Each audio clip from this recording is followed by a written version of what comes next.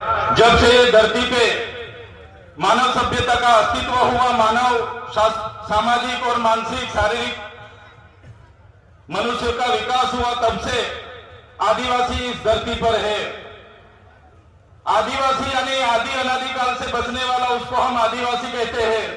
तो इस मन से मैं कहना चाहता हूं, आज आदिवासी को अलग अलग नाम से पुकारा जाता है, आदिवासी के नाम से अलग अलग योजना बनाई जाती है। आदिवासी की अस्मिता मिटाने के लिए आपने देखा होगा, आदिवासी को आज शेड्यूल ट्राइब, जनजाति, वनवासी, वन बंधु के नाम से भी आज बुलाया जाता है। तो इस मन से सभी मेरे साथियों को निवेदन करता हूं, तो आदिवासी को बचाने के लिए हम कोई वन बंधु नहीं है, हम कोई वनवासी नहीं है, हम आदिवासी है, आदिवासी ही हम रहेंगे।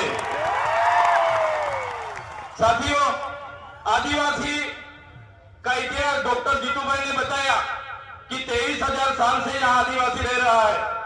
आदिवासी का स्वभाव सरल था, संवेदनशील थे।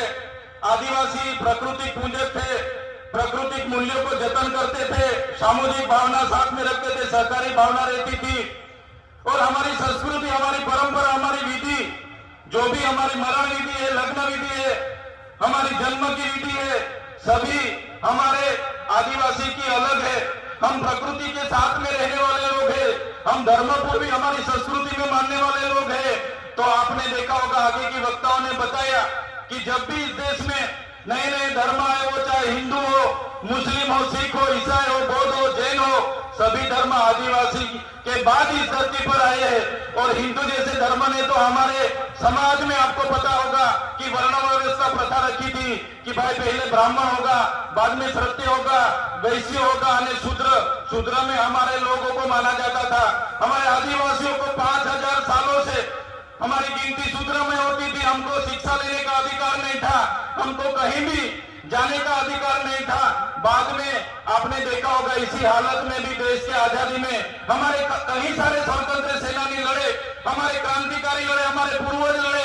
वो चाहे बिरसा मुंडा जी हो, वो चाहे खाद्य नायक हो, वो चाहे टट्टे नायक हो, वो चाहे तिलका मांझी हो, झलकारी बाई हो, सभी आज हमारे पूर्वजों को ये मन से मैं याद करता हूं। और साथ ही साथ में गौरव गोविंद जी हो, या दलवाड़ा की क्रांति हो, या रूप सिंह नायक हो, सभी का एक सपना था कि जब भी आदिवासी को स्वतंत्रता मिले तो आदिवासी स्वावलंबित होना चाहिए, आदिवासी स्वतंत्र होना चाहिए और आदिवासी का जीवन शोषण मुक्त होना चाहिए। लेकिन देश की आजादी के बाद भी जो सभ्य संस्कृति के लोग जो शासन में आए, जब भी अपने समाज को जो सुशस्त्र मानने वाले लोग